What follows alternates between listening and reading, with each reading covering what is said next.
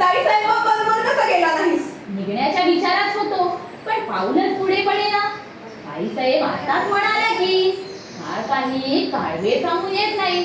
तेव्हा मनात विचार केला की तुझ्या सोबतीला असावं. मला नको कोणाची सोबत. मी काही भित्री कामूबाई नाही. मनाची चांगली खंबीर आहे, समजलास? इतका वरचढपणा माझ्यावर पोर कुठली? आता अशा एकांतात तुझ्या मदतीसाठी एक चिप्पाकृती येणं अशक्य आहे. अशा शुभ कार्याला सूर्यनारायणाला साक्षी घेऊन मी तुझं पाणी ग्रहण करीत आहे. शुभ मंगल सावधान. स्त्रीवर असा जुलूम करायला जरा देखील लाज वाटत नाही तुला? सांगता बोलतोस. मला सा दरडावणारा तुरे कोण उपटसुंब गोंधळ्या ह्याच वेळी कसा वाट चुकला? तुझ्या लग्नात असा गोंधळ घालायला. पण मी तुला असं विचारतो की तू हे असं मंगळ काय चालविलं आहेस? मूर्खा, अशा शुभ कार्याला मंगळ काय बोलतोस? शुभमंगल बोल. शुभमंगल. शुभमंगळ राहिलं बाजूलाच, पण हा मंगळ मात्र तुझ्या राशीवर आला आहे हे ध्यानात घेऊन मुकाट्याने चालता होईतून.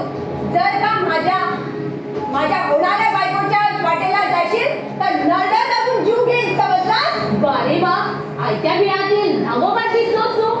मुकाट्याने तूच माझ्या मार्गातून निघून जा. काहीपेक्षा या संशयीची तुझी गाठ आहे हे ध्यानात ठेव. मी काही मेलेल्या आईच्या दुधावर बसलेलो नाही.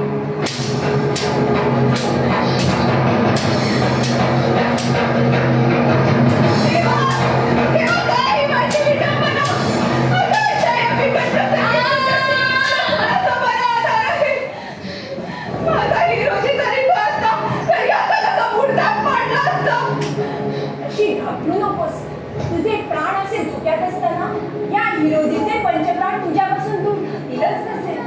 हिरा, माझ्या जीवाच्या जीव लगे ओळखला नाहीस मला?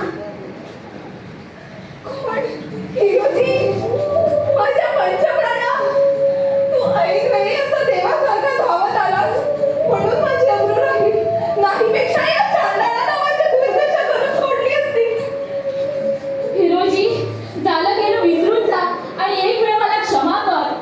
काळ्याचे पांढरे होण्याची वेळ आली तरी तुझ्या काही थोड्याशा निघून जात नाही. आपले जात आणि आपले जोड हे जाणून तुला जीवनदानाची तोटीची संधी देत आहे. जर का माझ्या हिरकणीच्या वाटेला जाशील